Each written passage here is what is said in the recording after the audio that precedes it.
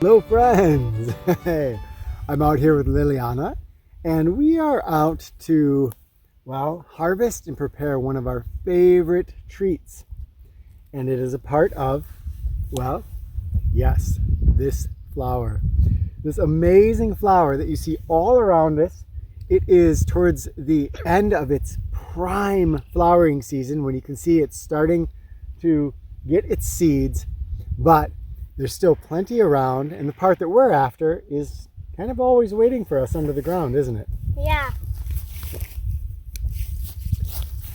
Tell us some of the things you love about dandelions. I like eating them. Eating them? You know, to most people, they're weeds, and they spray them to try to get rid of them. They're yummy. They're yummy. Yeah. You like dandelion root stuff. Dandelion root stuff, and that's what we're doing today, isn't it? Dandelion. Roasted dandelion candy? Is that what we call it? Wow. Well, we're going to show you how to take this weed and gather the root and make a tremendously delicious candy. Look, you've got yellow on your mouth. How did that happen? All right, let's go. All right, we're going to find the center of any of these dandelion plants. And it's and there's first year plants and second year plants. But when we're gathering these roots for this use, it really doesn't matter. So we're just looking for bigger ones. So we're looking for really robust plants.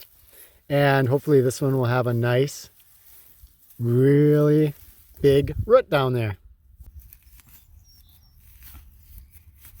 Okay. Now we're going to dig that root. You can see the bottom of it right there. One of them. That milky latex that's coming out, just like out of other parts of the flower, that comes out of the root too.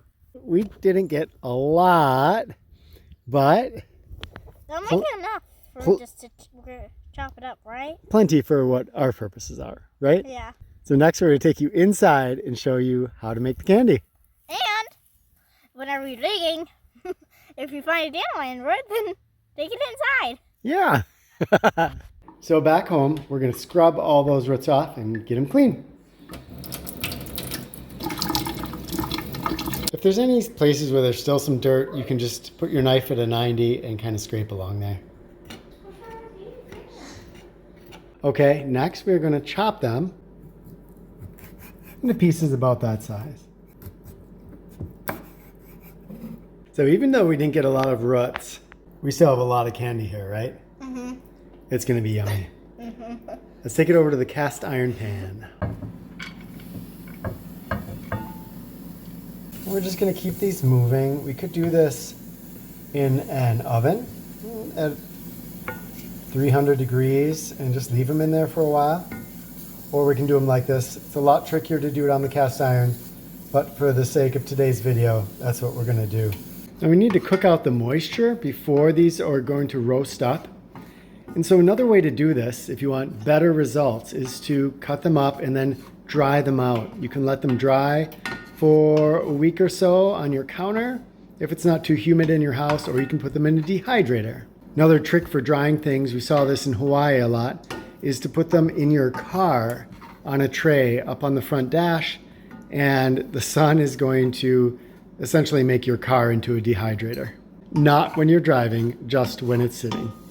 These are still really white, and we're going to want to get a little roast to these. So we're letting them go. We're going to stir them and keep some motion.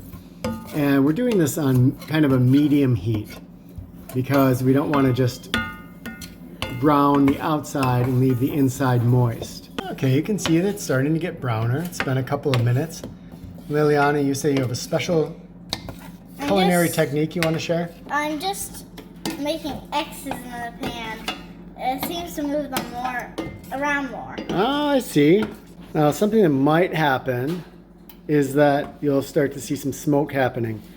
And then you want to take it off the heat. Because, again, remember, we're trying to kind of dehydrate these at the same time that we are roasting them. How was that one? It's getting better. It's getting better? I love these. So at this point, we can also just shake them around And let them go, and then shake. Just try not to let them burn or start smoking. Now give them a shake to kind of spread them out evenly when they're about like this. If your pan isn't too hot, just let it sit out for about 10 minutes. In the first minute or two, make sure you shake it every 15 seconds or so it doesn't get too done on one side. And then you can let it sit for the rest of the 10 minutes and we'll come back and check it out. Let's see these on the plate. There they are, looking nice and brown and roasty. Do I get one? I love these. They're so good. Can you try to explain them, what they're like? They're a teeny bit bitter, but they have a little kinda bitter. Like coffee. Kind of like coffee flavored. Crispy. If you got them just right, they're crispy, right? Almost melt in your mouth, crispy in a weird way. One that was really good. Not now, but that one was pretty good. No, but don't eat all of them. Roasty flavor. Whoa, what? And just a certain flavor.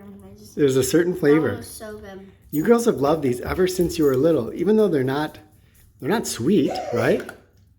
Really good. Really good? Wow. All right, friends, thank you. Let us know what you think of it, and let us know what your favorite wild treat is right now.